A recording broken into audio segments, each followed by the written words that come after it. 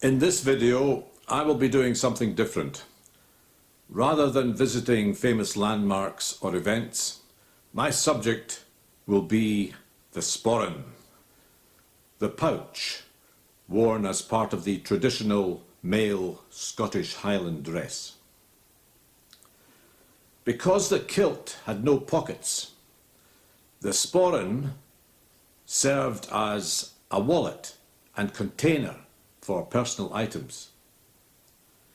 It hangs from the belt buckle of the kilt in front of the wearer. In the 17th century, the sporran was a simple leather pouch, but today there is a variety of day sporrans for casual wear and dress sporrans for more formal occasions. The sporran became ostentatious during the Victorian age. One of the more formal and dramatic styles was the long horsehair sporran, which is still used today in the military.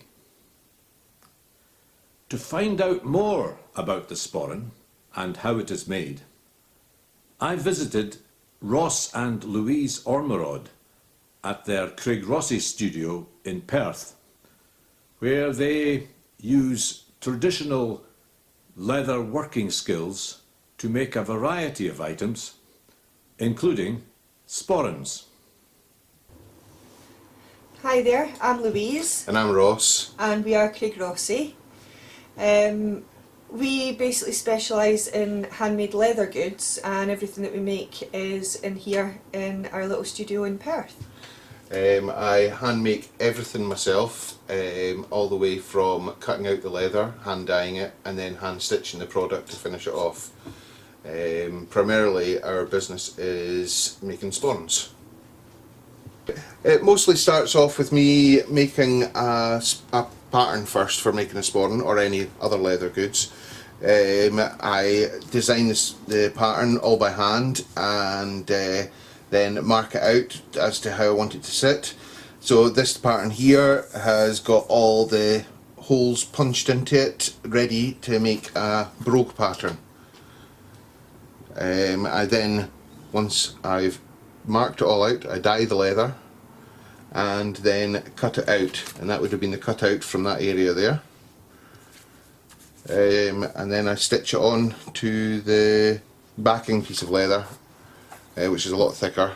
It's 2 to 3 millimeters thick compared to the 1mm brogued leather, and I go from there and start attaching the gusset and the back of the sporran with the flap over. This is an example of the back and the flap, and this one's actually got a Celtic pattern cut and stitched into it, as well as having leather braiding round the edges. Underlay on the sporran is actually salmon skin, Scottish salmon skin. So yeah, that keeps me busy. And also we have got some slate, which is so thin you can actually bond it onto something and you can actually stitch through it as well. So that gives us a little bit of a different design when sporran making as well, and away from the normal sealskin and tweeds that can be used. This style here is known as a day sporran. Sometimes they would have tassels on them, but we don't actually put anything on. I don't see any point in having tassels on the fronts of these types of sporrans, as it's not functional. On the other hand, we do make what are called the Rob Roy style sporran or Culloden sporran, and they will have tassels on them, but they've got multiple uses. One, it holds the horn toggle in place, and secondly, it pulls the drawstring together, so you've got that full use there.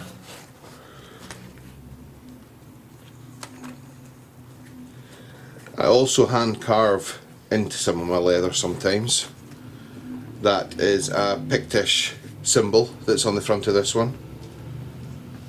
and I hand make the braided lace ends as well.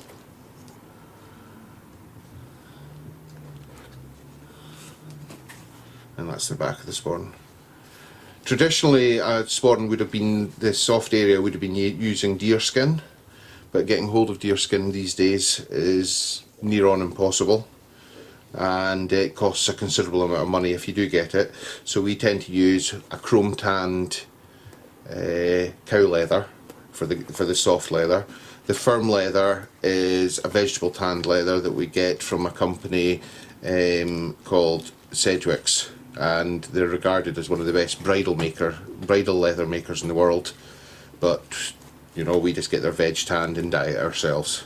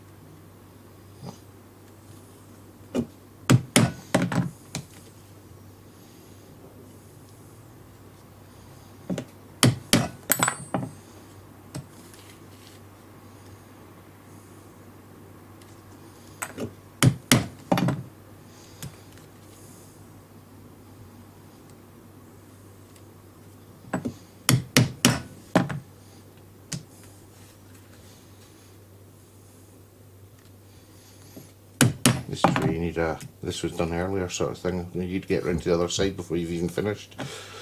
That can take quite a long time to actually get all round. But yeah, go round there, go back to the middle point and do the same. And then I put the gusset on and stitch that in place. At the moment I haven't even got the gussets cut out, so we'll start on that.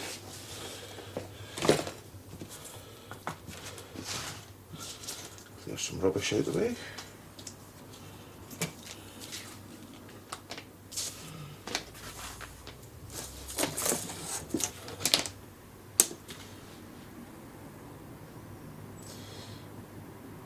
You can cut the leather out to begin with, but generally, because as soon as you dye the leather, it shrinks it and in certain bits, so you never end up with a straight edge even if you cut one to begin with. So you tend to cut out a bigger area, dye it, and then fit it to shape.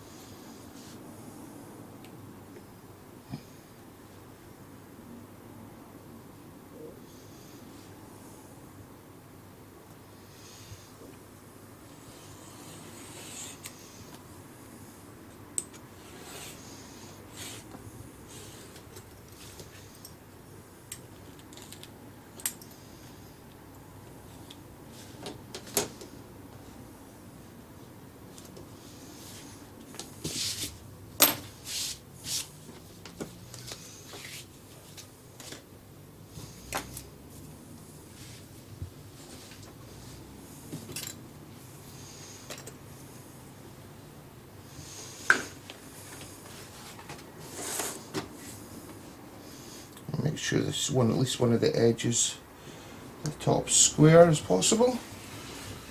Okay, next I have to mark down, excuse me a second.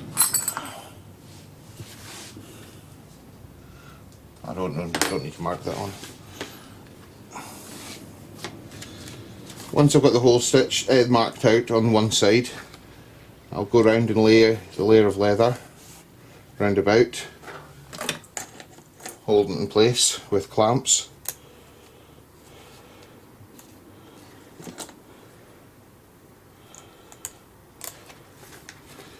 Because I've got the holes on the other side, that's lined up square, we'd use the bradawl and push through, and that would mark out our holes. And then we would hand stitch. Okay. We use linen thread, which is basically cotton, 100% cotton. We wax the thread. This helps it to glide through easier. Also, to a certain extent, it waterproofs the thread. I haven't got needles. Louise? Yep. Some needles. I'll get some. Here's a second. It's in there.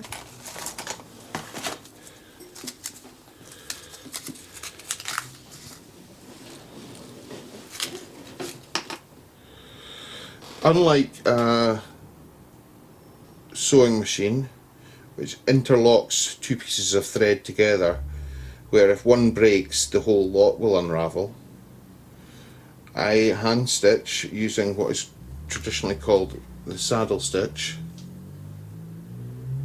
It involves using one piece of thread and two needles. And even if one of those lengths as it was going round was broken,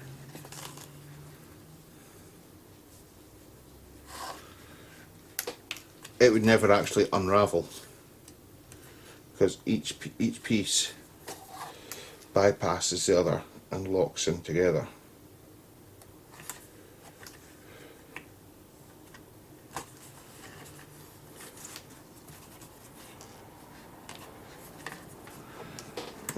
Whip round the top.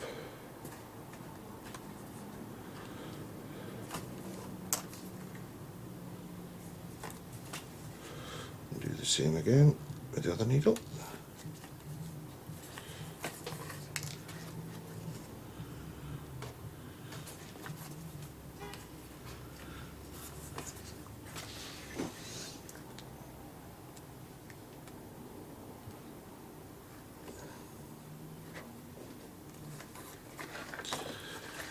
Making something this way can take a lot longer, but you have far more accuracy over how the stitches look,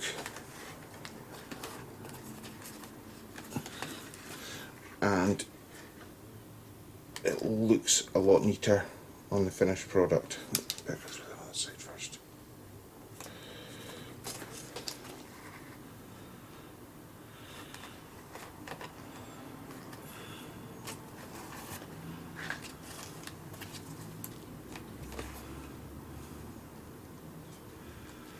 We use a number of different leathers. All of them are byproducts from the meat industry.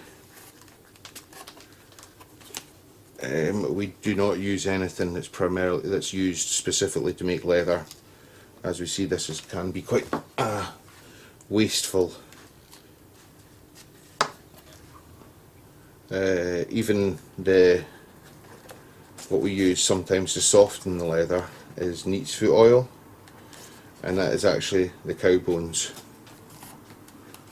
and that's what it's sourced from. So there's no waste and nothing going into landfill. It doesn't need to be.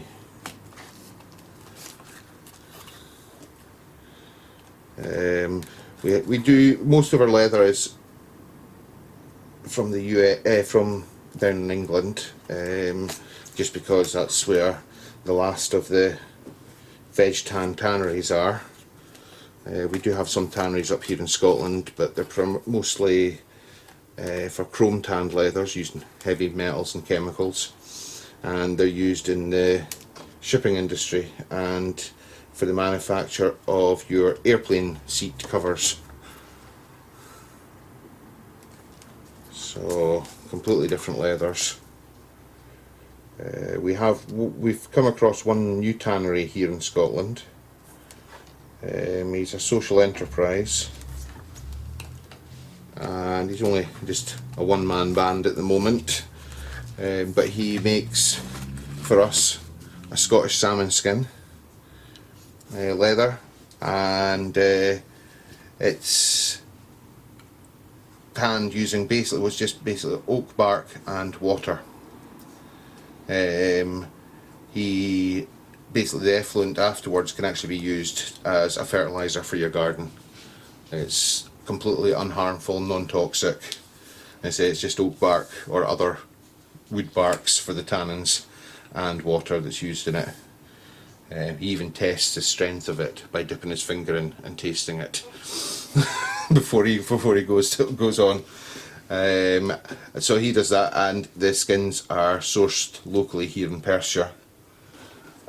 He also makes some deerskin leather for us, and these are roe deer skins, but they come from where his tannery is actually a deer farm as well.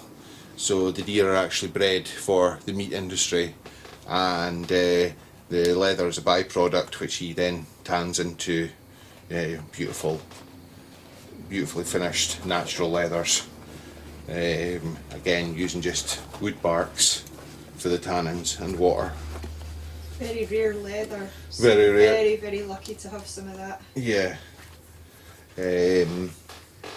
But actually getting materials traditionally, if they're made in Scotland, is very difficult.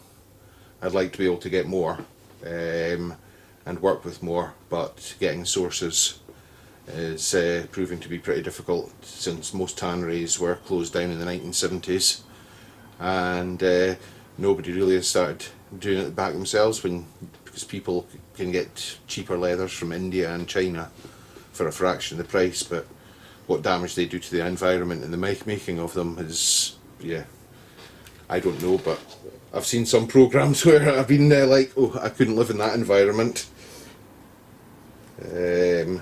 So we like to try and keep everything Scottish if we can. Try and keep everything local. Yeah. So that's it.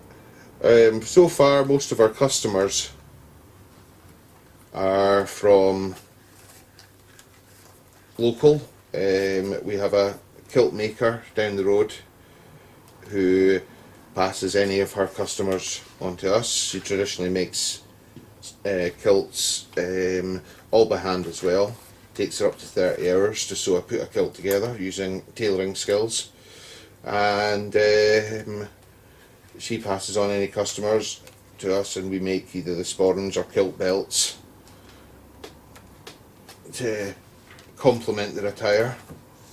And other than that, our customer base is North America and Canada, where they are very proud of their Scottish ancestry.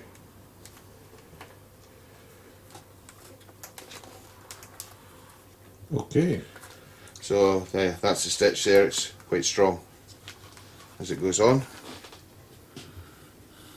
and very neat. We could use a sewing machine, but as I say, it wouldn't give the same strength in the stitch afterwards. Say if, for example, one of those was to burst there, you've still got the other thread on the back holding it together, and you could easily repair that just by coming along and putting a couple of stitches through if you wanted to, but it probably wouldn't even unravel with heavy use even after a year's use.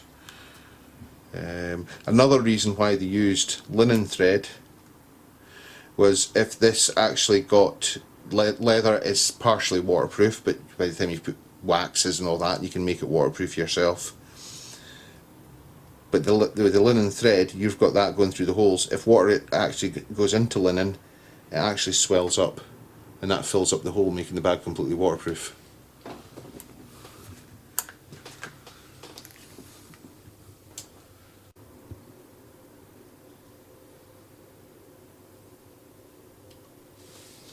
Mostly the sporrans that we make are, as I say, the day sporran style, traditional.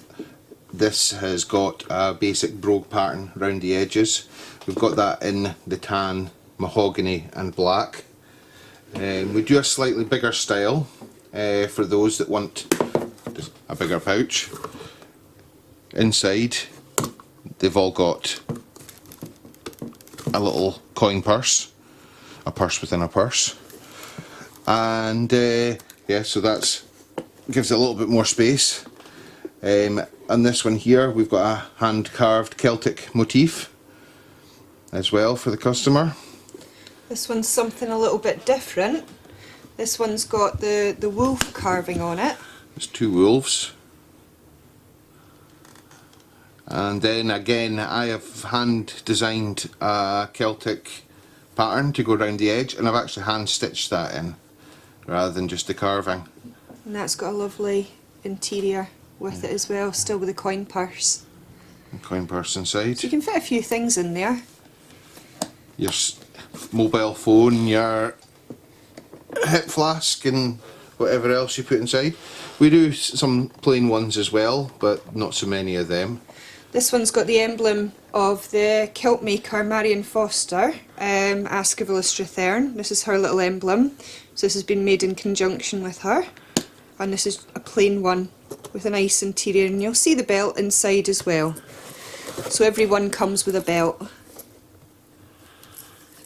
So that'll be made to measure. Okay. And if you're looking for something a little bit more funky, this is the Rob Roy or Culloden Sporran. And this one's actually made with a piece of deer antler. So this is a toggle. And the gentleman that we actually bought this from used to buy the deer antler toggles from Ross's dad when he was a gamekeeper up in Tom and Towel. So we like to incorporate things that we know about. And that's got the tassels and plenty of space inside it as well. These do seem to be, because of the soft leather, I've actually got a couple of card holders inside that one. Yep. But yeah, because of this, the leather, the way it is, they are actually quite like a TARDIS. As you go inside, you know, it looks small, but there's loads of space inside. That's right. There you go. And that's the back. So you just put your belt through here and it'll sit.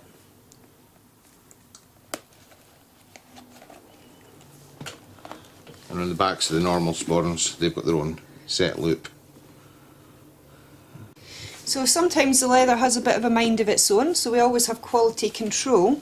Now you'll see this sporran here, to the naked eye it probably looks quite good, but after some quality control we've noticed that there's a wrinkle right on this side, which you don't want.